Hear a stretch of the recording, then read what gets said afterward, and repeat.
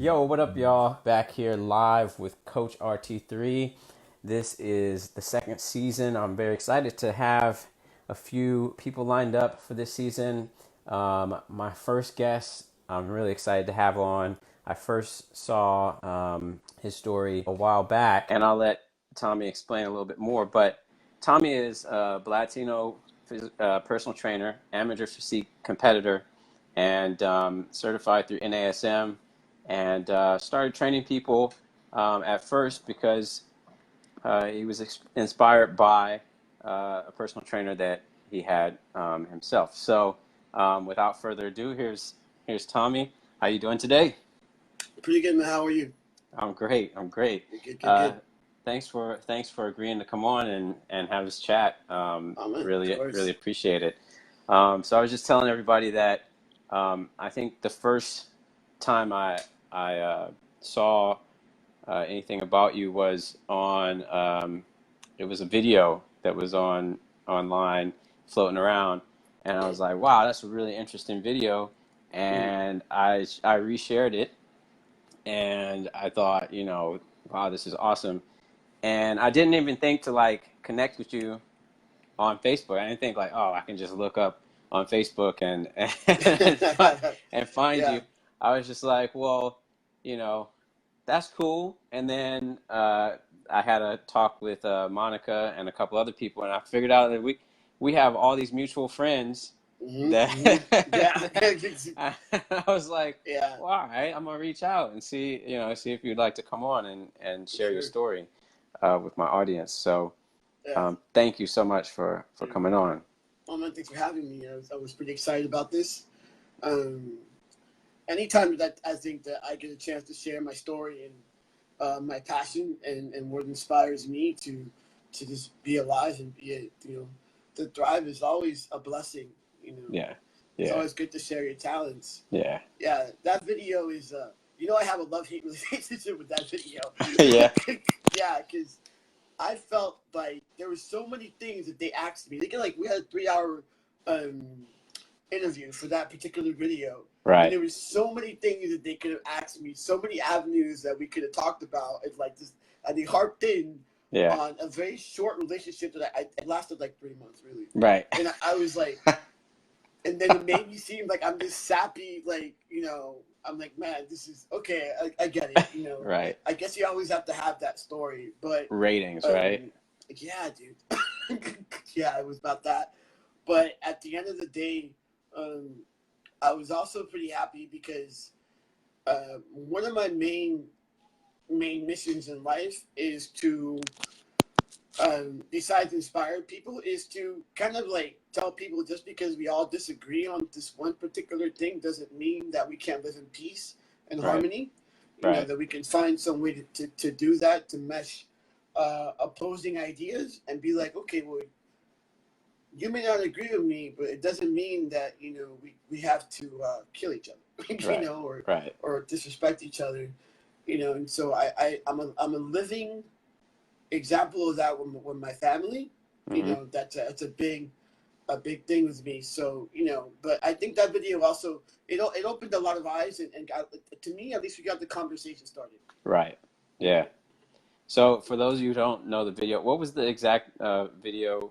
It was my was on my trans life, Mm-hmm. and it was about I think they called this transgender PT. How it was something about inspirational. I'm not exactly sure. Yeah. I saw it, like I said, and it was like 2 years ago, and then I saw the video, and I made the mistake of reading the comments. Yeah. Yeah. And then I was like, okay, I didn't say anything to any of my friends. I was like, okay, it's done, and before then, I have never been the very extremely loud person. Mm-hmm. I've always been that kind of person that, like, you find out later, Right. and then but you know me.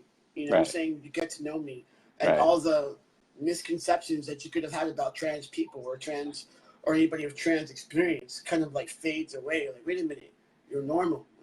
Yeah.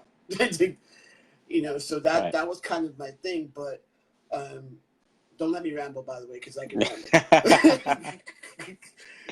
Well, I mean, Yeah. Yeah, I mean, I kind of had to give a little background about, because it was important that, I kind of highlight how I came across your information initially. Yeah.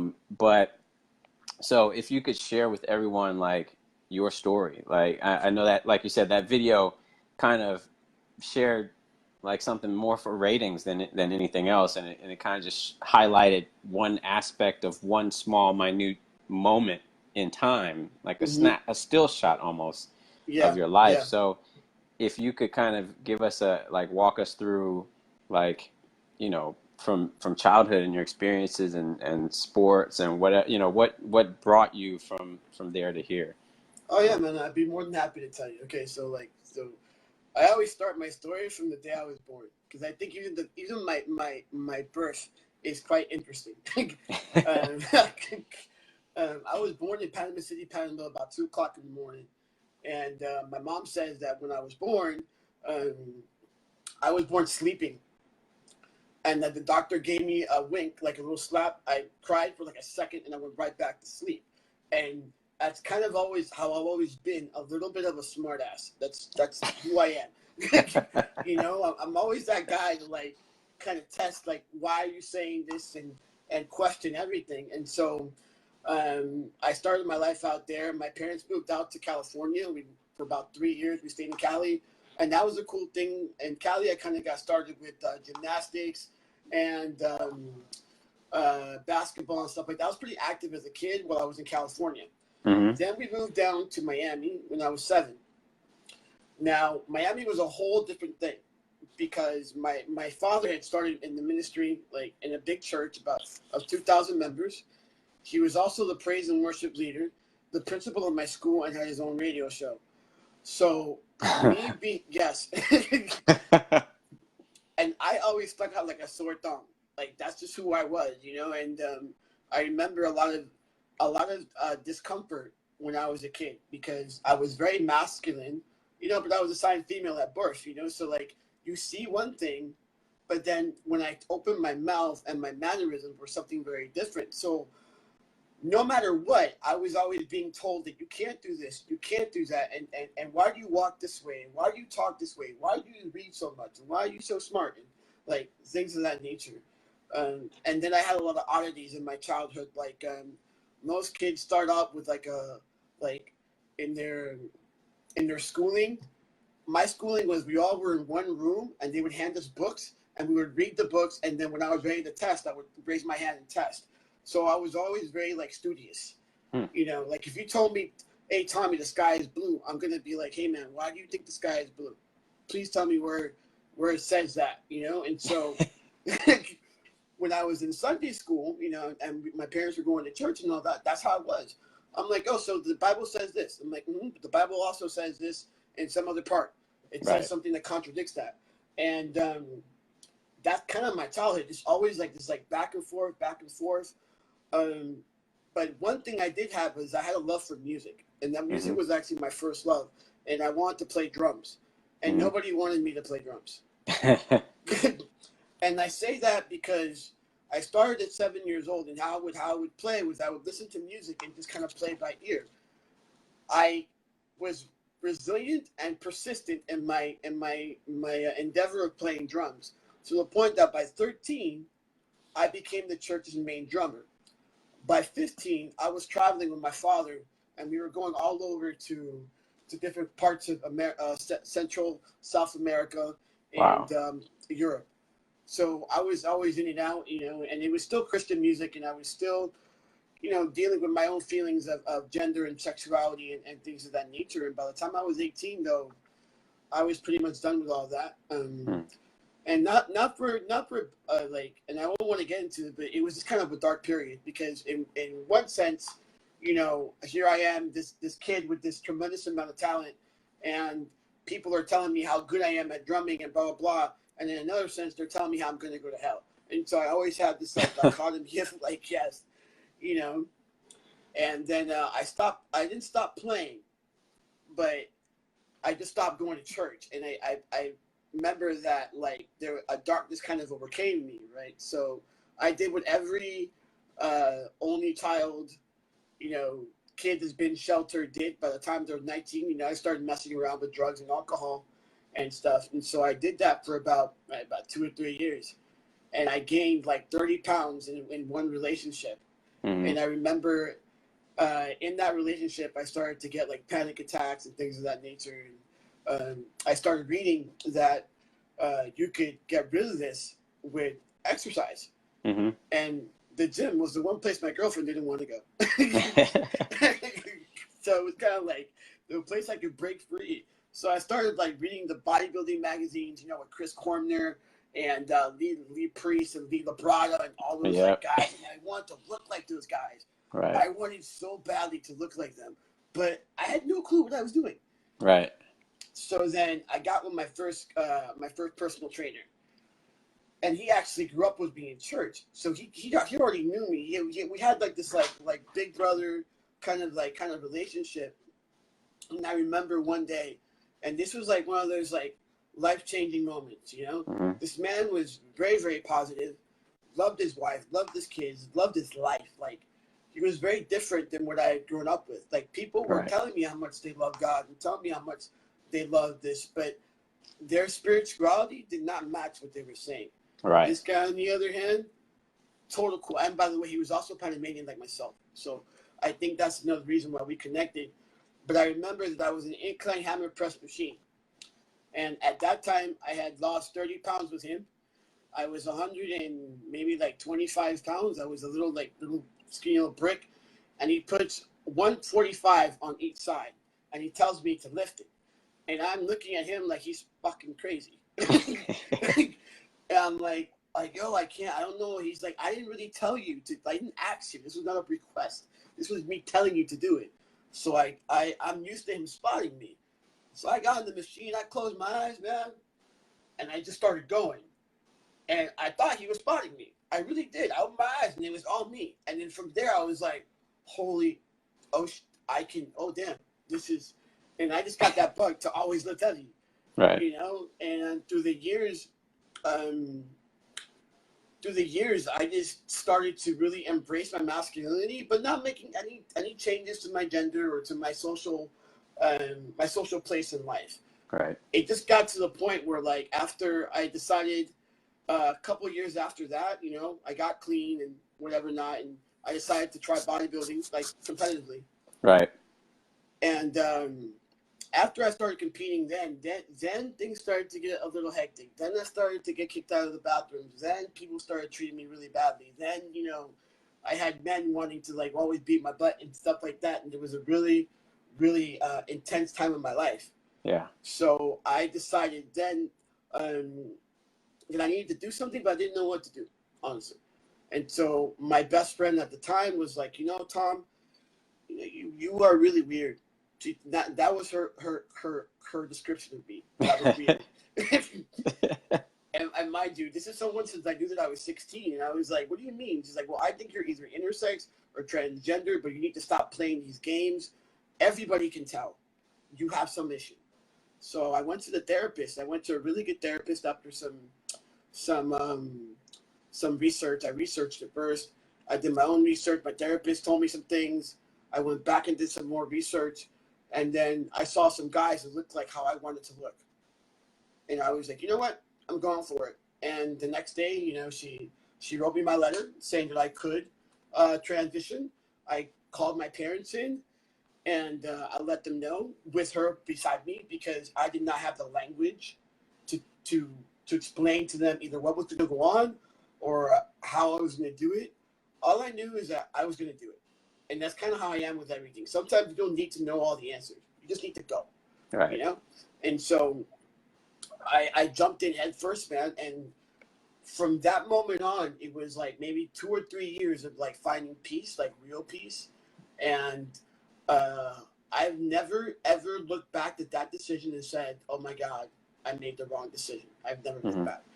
And then after that, a couple years later, I got my top surgery. And after top surgery, I started to get back into the best shape I could possibly get into. And then people came up to me in the gym and were like, hey, man, you look really good. You're going to compete? I'm like, me? What?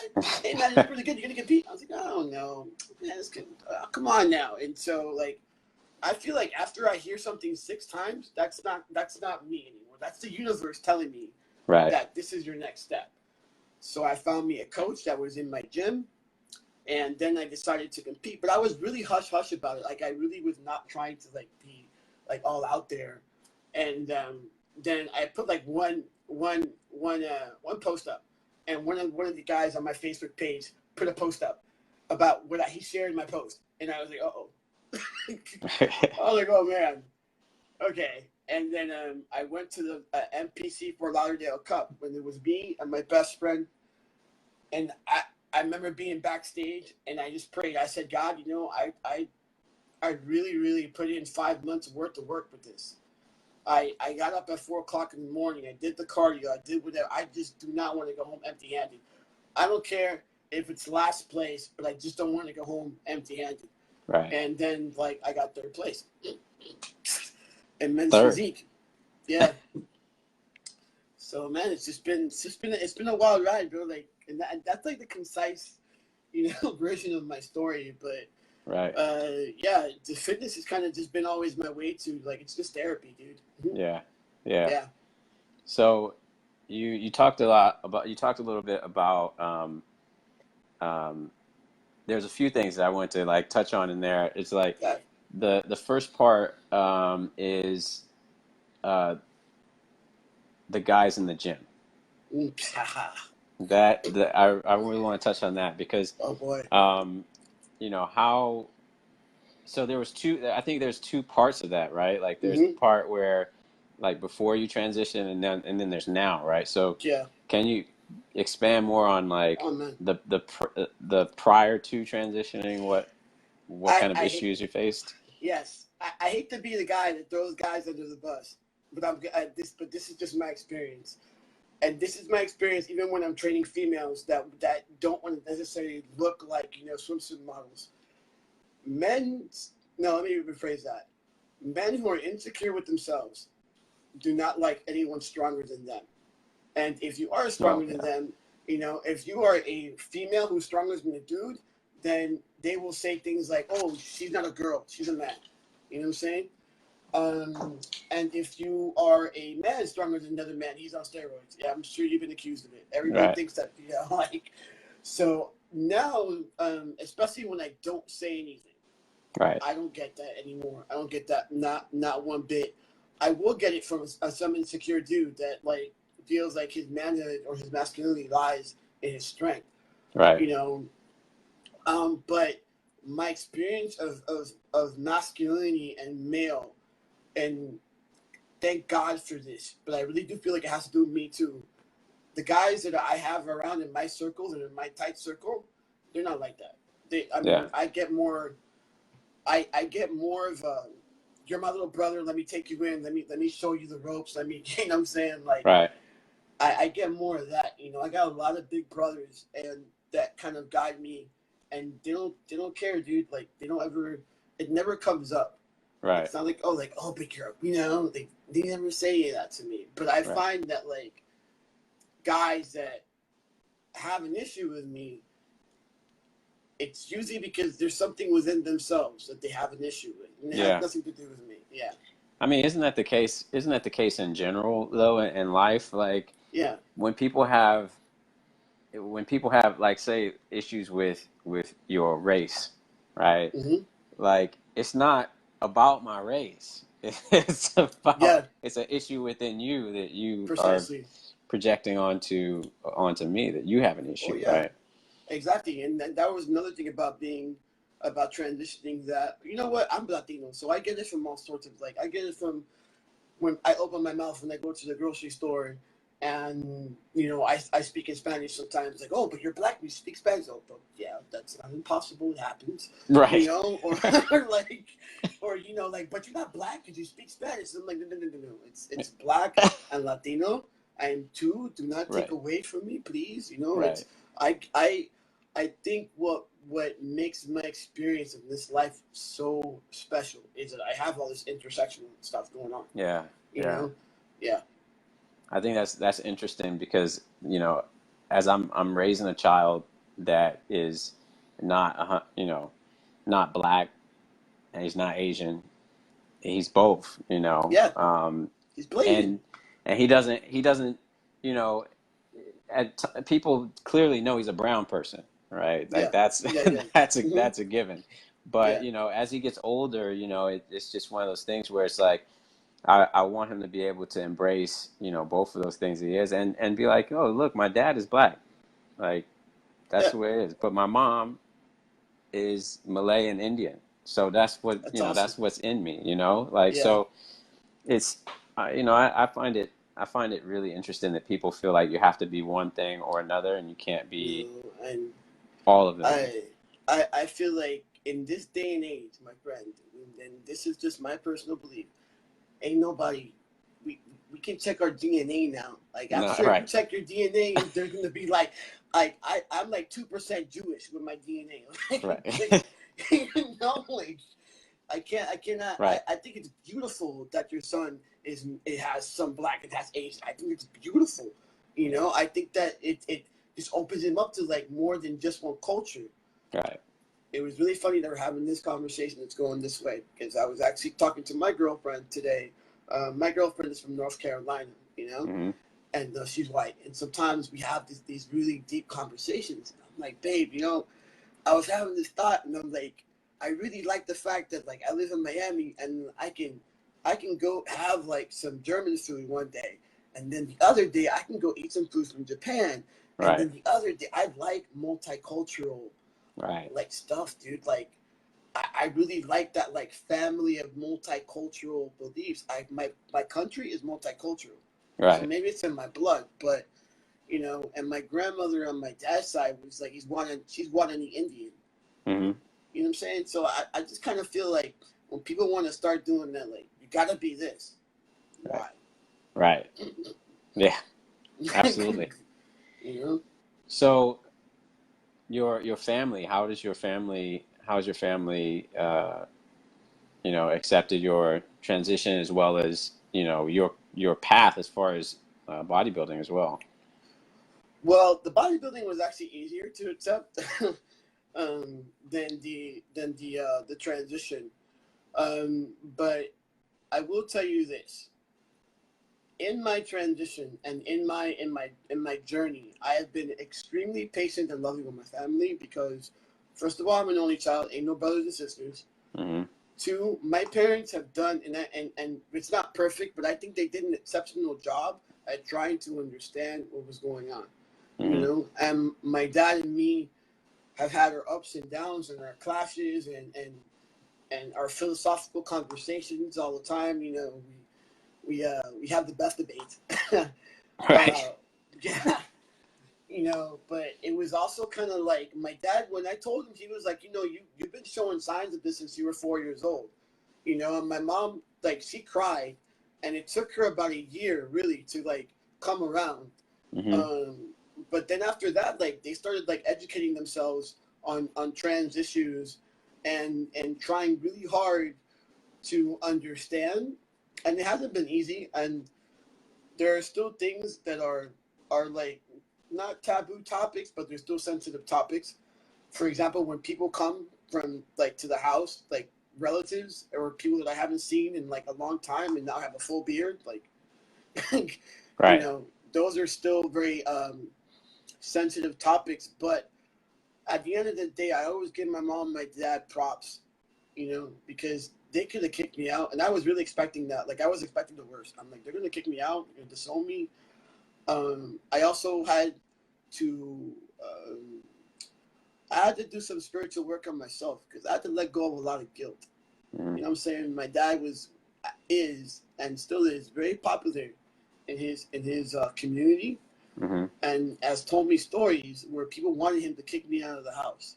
Like that was what they were saying till this very right, day. right, There's people, and so I think that in that regard, I have to give thanks, to my higher power that like it's not that easy to break my family, bro. right. Yeah, Yeah, I can bet you on that one. yeah, you know, yeah, yeah. I mean, that's really good to know, right? Because there's a lot of people. it's like you said, people aren't living the values that they claim to adhere to, right? Exactly. Their moral their moral compass tells them, you know, um, that they believe these things, but then they can't see within their morality to be like, but it's my job to be loving and compassionate to this person. Oh, precisely, And this is precisely. and not only that, Yeah, not just like any person, my child, right? exactly, exactly, Right. precisely. And so, but you know what? You have to meet people where they're at. And what makes me go to bed at night without having to be like super angry at all this is just that like human nature, the reptilian brain is always judgmental. You know, that's how it is. I have to judge things to be able to tell whether I'm safe or not. It's and it's really really sad for anyone to stay in a state of anger. Mm. You know, anyone. If you cannot see the beauty of my experience as a black trans man, as a black Latino trans man, if you can't see that, that's okay. And you don't need to. Just make sure that I go to bed safe. That's all I care about. You Right. know, that's all I want. Don't try to kill me. I'm good. Right. Right. You know, but yeah, you know, and as far as the bodybuilding is concerned, man, I think the only thing that really kills my parents is the diet. You're You like, know? I'm not eating that. Sorry, you guys, I'm not eating Yeah, yeah. Or it's even worse. Like I'll, you know, sometimes we all eat together. So you know, like I have my whatever is on my meal plan, broccoli. and like broccoli or asparagus or you know, I've done this a little bit now, so I can kind of get a little fancy with it, you know. So I'll have like I have tuna, but instead of putting mayo, I put this like garlic herb olive oil on it. That you know, put some lemon and some sun dried tomatoes, and for me that tastes like awesome. And I'll be eating my food, and then my mom or my dad will be like, "I don't know how you do it," and I eat the same thing for weeks at a time. Right. You know, I'm like, yeah, but I can take my shirt off, and that's a great thing. You know. Hey, everybody's got different goals, right? Exactly, exactly. You know, these are mine for now. I mean, I'm like Right. another. I give myself a little bit more time, and then I think I'm gonna try to get to more like functional stuff. Yeah. You know, yeah, Yeah. Yeah. I mean, I don't know much about the bodybuilding community. I mean, I as a younger person, I was just like you to a degree where I was just like I saw these magazines. I mean, that's how I first kind of got into, doing anything in general. It's like you see the magazines, you're flipping through it, you're like, well, how do I look like that? How do I yeah, get that? And hmm of course, half the stuff in those magazines are lies. precisely. Well, let's say like 99% of the stuff in those Yeah, yeah. magazines are They're lies. not telling you that he's got ready for a photo shoot. You Right. know? Yeah. Um, and around the time where I first started, actually, it was all about weight gainers. Like they were giving you Oh, like just filling you with calories, right? yeah, yeah. So in actuality, it was just making people kind of fat. You Exactly. know, they You weren't know, telling us that these guys were only eating the same thing every single every day. day. Hmm. You know, Yeah, it's only as it's become more widespread over the years and more yeah. popular that you find out, oh, you mean I was supposed to eat the same meal for a full month, and then I can look like that. Exactly. Precisely. Exactly. Oh yeah. No. And you know what? When it comes to that, as a personal trainer, you know now, and people tell me certain things, I'm like, listen, like, oh, I want to look like this. I'm like, okay. After a few months, maybe. You know, like I was like, Right, no, you don't really want to, or I want to compete. I'm like, do you really want to compete? right, Like, you know what you're saying? Like that's. I mean, no, and there are a lot of times my only problem with the magazine is when they get like someone that I know is not doing those workouts, and they're right, saying, "Oh, this is workout." Like, man, they're not talking about the drop sets or the giant set right, or the fact that he does 2 hours of cardio a day right, or that he has no life beyond this. right. Like, they're not telling you any Like of this is that. his full-time job. Like this is Precisely. his job. Yeah, 90 days. You're gonna get your six packs in 90. I'm like, sure, yeah, yeah. Oh, but I've seen what you've been doing with the animal flow and the mason, and I think that's beautiful, dude. So, Oh, you thanks. I know, appreciate it. I oh appreciate yeah, it, man. I saw I'm that. just I was like, Yeah, I'm just for me, like I'm just trying to I think it's something important for the black and brown community to see as well, Yeah, because we're always late to the party when it comes to like what's cutting edge or what's the thing, or yeah, what's good for our body, what's good for our health. And I've had these conversations with a few people about the fact that general prescription for exercise and health and whatever the case hmm, is usually comes out of a Eurocentric understanding of like health and wellness. And yeah, it's you have to take all that stuff, I think, with a grain of salt and yeah, then move forward. But I really want to show people that there's more out there, and especially people who look like me, like, hey, yeah, there's other stuff out there, like movement on the ground. yeah. There's other tools that are interesting and different and creative. And so it's, yeah, that's Well, my mission.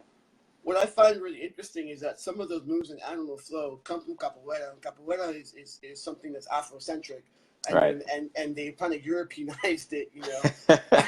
I'm like, oh, I'm like, no, this is I like it, and I think it's beautiful, and I will never take away from it. And but let's give that credit to where credit is due, you know. But And I understand, because I think one of my biggest problems as a trainer, and this is a trainer because I train in mainly Latino areas, hmm trying to find nutrition. Nutrition is my biggest problem right now. Find hmm nutrition that is close to our culture, right. right? That Yeah. that we can eat, you know.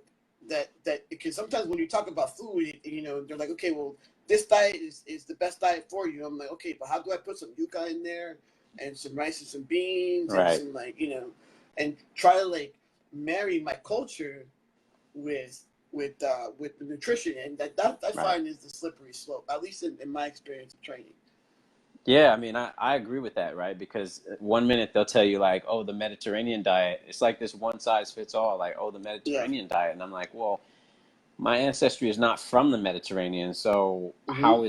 how is that diet, going Yeah. to affect me? And so it's definitely one of those things where you kind of start looking at and thinking about like a diet, like my friends who are African, it's like Yeah. there's heavy carbohydrate load, right? Precisely. In a Yes. lot of the foods. And I'm Hmm. like, and my Ghanaian brothers and my Nigerian brothers, Yeah. I mean, they just be They're not doing ripped. And I'm paleo. like, yo, they're not doing paleo, and Yeah. they're ripped, right? And the people who have closer ancestry to that, who may have come out, be in Jamaica or places like that, Yeah. who have closer ancestry to that, tend to also maintain the same or similar body types. And Yeah. then having lived in Asia, that's one of the battles I had to kind of, give up too, because like everybody's like, oh, how do I lose weight? How do I lose weight? I've got Asian clients, and I'm like, well, you could cut out rice, and they're like, oh, no, no, no, rice is what we eat, and I'm like, Yeah. you're right. You know what? Rice is what you eat.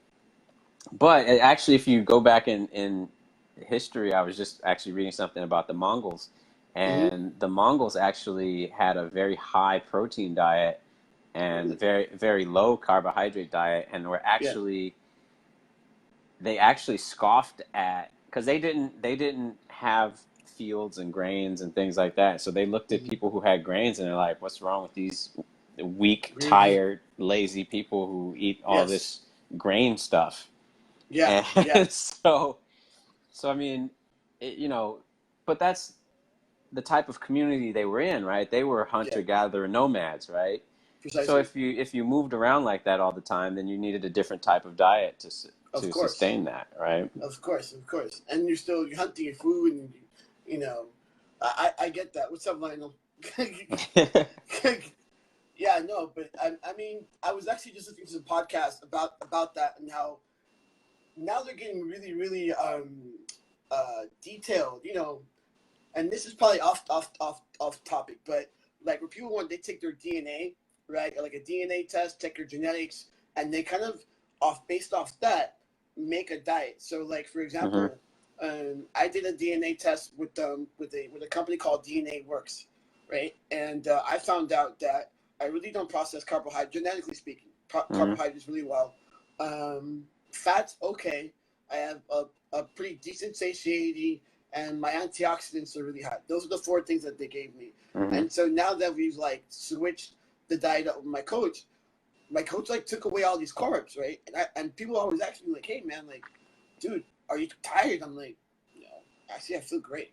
I feel good. You know, do I recommend that for everybody? No, but I mean, I'm just saying because that was based off DNA. We're talking about like people from Asia. They're used to eating carbs, and you gotta like let them have their carbs. That's what they're used to. It's like it's not gonna be the same thing as a person who's like from Finland, you know, trying to eat carbs and stuff. So yeah, I feel like diet and nutrition is the one thing that it is extremely culturally and personal like based. Like when people try to tell me things like, so like I shouldn't have any more carbs, I'm like, listen, the reason the bread that you have in your diet is not the reason why you're overweight. Right. It's part of it, but it's not the only reason. But you know, it's we could talk about that for hours, dude. Right. It's true. Yeah, man. So true. Yeah. What kind of things would you like to see improved in the bodybuilding community? Just both overall and as well as for like LGBTQ community. First thing, like overall, I kind of have my only issues with some of the things that go on, and this is 100% now Tommy's opinion. When I go to like the last couple of bodybuilding shows, they opened up some new categories, right? We have men's physique, we have bikini, and we killed women's bodybuilding. And we said because the girls were looking too masculine and yada yada yada, and that hurt my heart. You know what? An athlete's an athlete. It's not a pageant. You know, we're not every woman in this world am I going to sleep with, and not every woman is meant for me to be putting on. Like, no, dude. Like, I want to see Iris Kylie, and I want to see Linda Murray, and I want to see Yanexi. I want to see those girls. Those girls are Amazon women, and you know what I'm saying? Like, the strength that those women have to be able to get their bodies to do those things. I can tell you, even from my perspective, to try to get down to a certain percentage of body fat, that's not easy.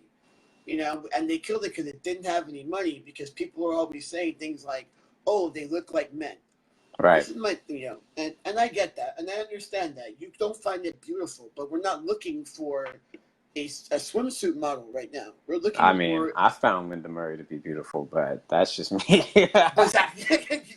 You know, but I think she's gorgeous, right? You know, but what I'm saying is that, you know, like I'll go on to YouTube and then like I always read the comments. Don't ask me why. I just do.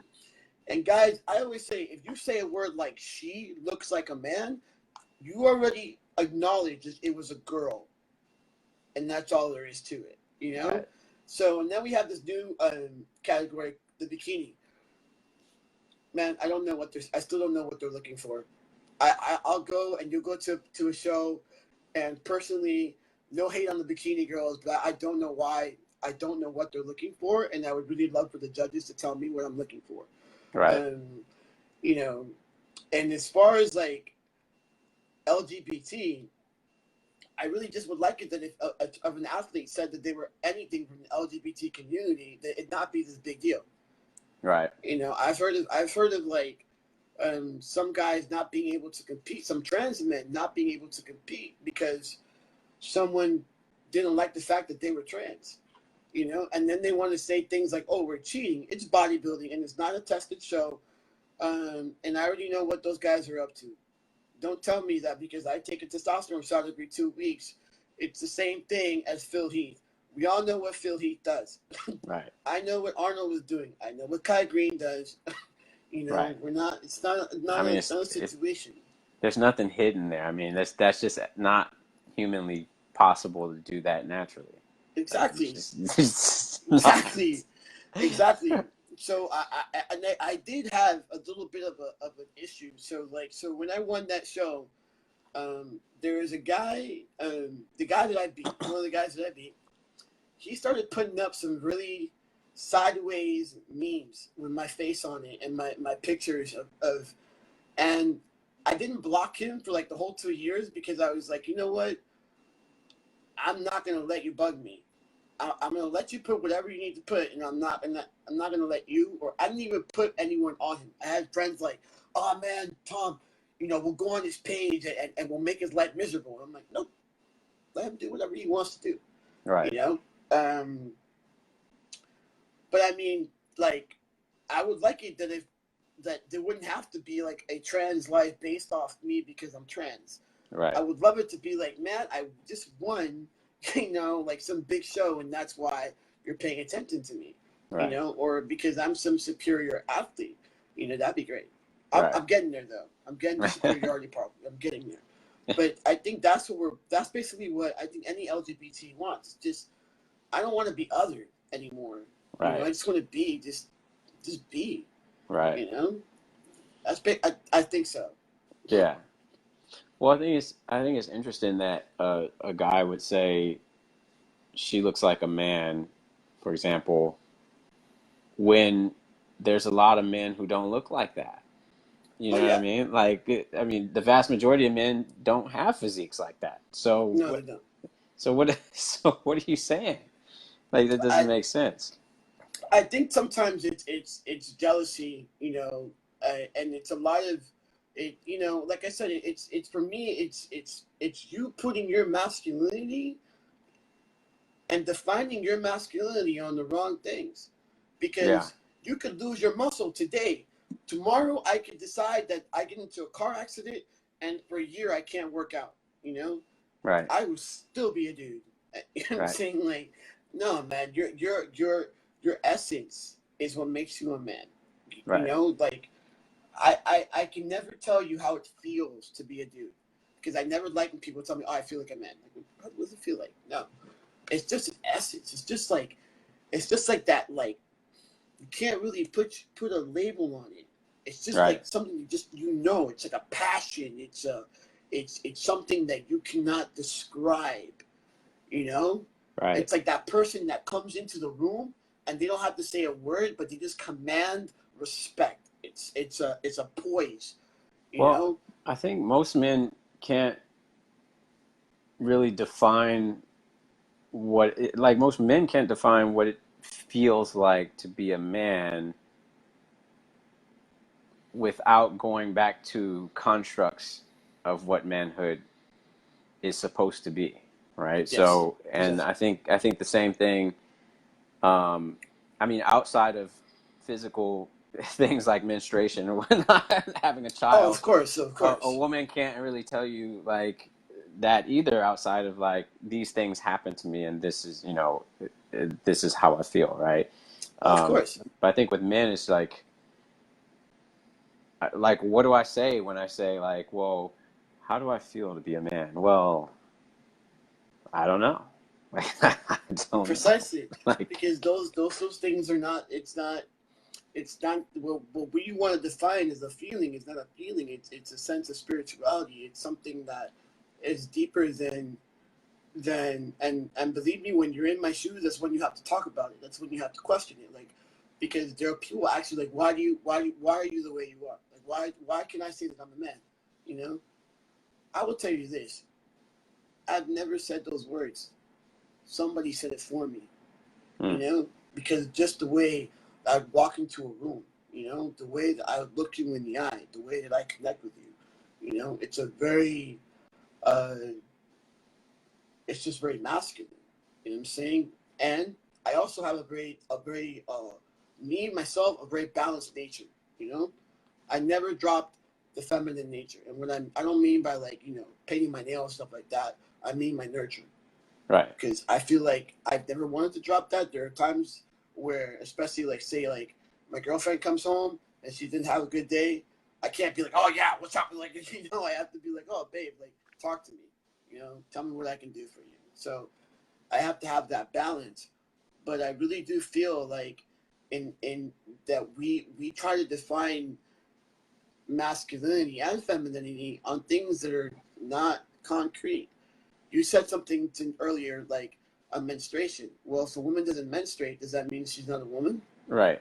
Precisely. Doesn't. So that's why I say, like, when you are around someone like myself, and you don't know who you are, I will inadvertently not wanting to bring that insecurity out of you. You have to know who you are when you're around me. That's why I think I attract the type of dudes in friendship that I do. Like my current coach is awesome.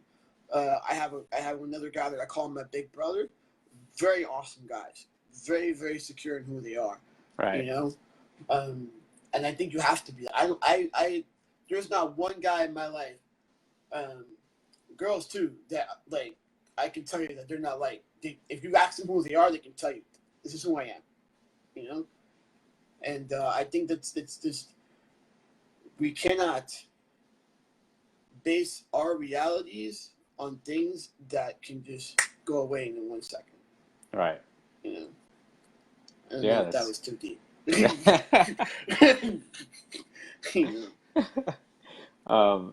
I think we hit two points there on that in that last bit that I had for you. I think we'll jump to my like last question, because I think that's gonna be a big one. How can people like myself, continue to support and improve, equity for people like yourself within the fitness and bodybuilding community? I think that's easy. You know what? I think the best thing to do is what we're lacking in our communities is people who will not only just say, hey, like, that was a good job, but like, if you hear somebody talking talking crap, I think we need more people to stand up for us. And even if they don't understand it, we have this thing like, I need to understand. Like, I have to understand. No, you don't understand. Listen, man. Listen, I do not understand atoms and molecules and how they work and neurons and protons and stuff, but I know they're there. You know what I'm saying? And so I think that's what we need. We need more people who are willing to be advocators, even silently. I'm not talking about like going like march and stuff, Right. but people that advocate. If you, I think something that's very important is, I don't believe in this whole creating safe spaces, because that sounds very like I'm weak, and I'm not at all. Right.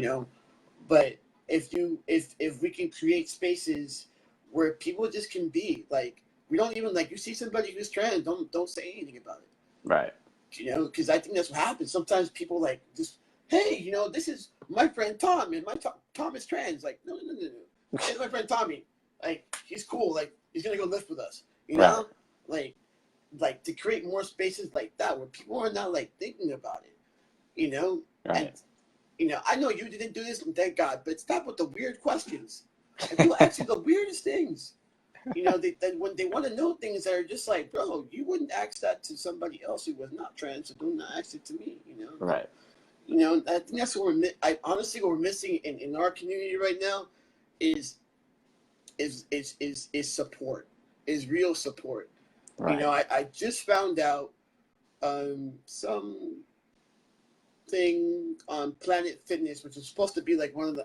By the way, disclaimer: I do not like Planet Fitness, but they're appealing this policy because they let trans people in, to their bathroom. Right. And now in Michigan, there's this lady who repeatedly, like, tried to change that policy, and I think she won finally, but they're going to go back and fight it.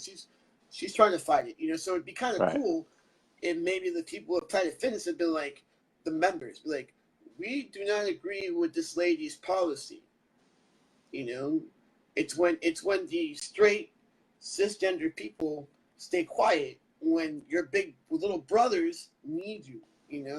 Right. I think that's what we need. We just need more support, like, but real support. And but that's just me. And I'm sure that if you talk to somebody else, they'll give you something, another nugget. Yeah. Yeah.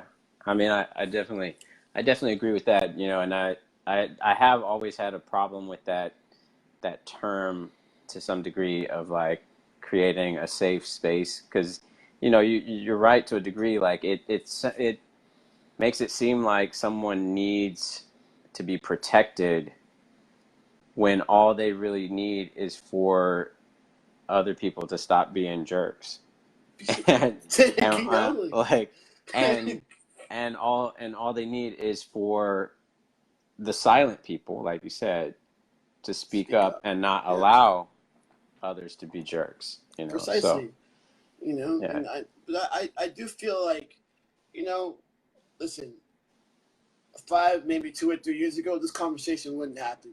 You Hmm. know what I'm saying? So I'm still grateful and for the opportunity that I have that I can compete. I'm still grateful for the opportunity to be here and having this conversation with you. It's the first time me and you get to speak. You know, like Right. to me that's a beautiful thing. I am still grateful for the friends and family and clients that support me and support you, you Right. know, in our endeavors of being like the guys to be like, hey, this we see something that could that needs a little bit of an adjustment. Let's adjust this. Yeah. You know, we're like, you know, my favorite story of the Bible is David and Goliath, right? So we're the Davids, and we had a bunch of Goliaths around us, and we have to learn how to stay on the top, you know. But I'm never, ever, ever mad at being born. You know what I'm saying? I'm never mad at being born. I'm always grateful that I get to live another day in this particular year of 2018, you know, and it's still better than 60 years ago, Right. you know? Tell me about it. Yeah, you know, and those are the things I stand firm on. So that way I can have the strength to continue to live my life and to fight for the things I need to fight for today. Right. Yeah. That's awesome. That's awesome. And that pretty much sums it up, and I think caps it off nicely, Awesome. right there. And so if you want to just let everyone know, like all of your, all the ways people can find you, social media, where's the best way to, you know, get training from you, whatever, you know, you've got going on. Oh, perfect. So, like, my social media is Tommy J. Murrell here on Facebook. In maybe another week or so, I think actually, honestly, another 2 weeks, I'm gonna have my own. I'm probably gonna publish my Facebook page that I've been slowly working on. Yeah. Um, yeah, I do one-on-one private training at Gym by Diego, which is a gym in Wynwood. My Instagram is Tom with the Trainer 78, I believe. Yeah, I have to. Yeah, Tom with the I Trainer think that's it. 78. Yeah. um, yeah, man, and you can always DM me. Even if I'm not like, uh, I always answer people's questions, even if they're not gonna like buy at a certain time or whatever. I think it's very important that as fitness professionals we just help out people, and the Yeah. universe will help me out. Yes. Yeah. Yeah. Givers gain, man.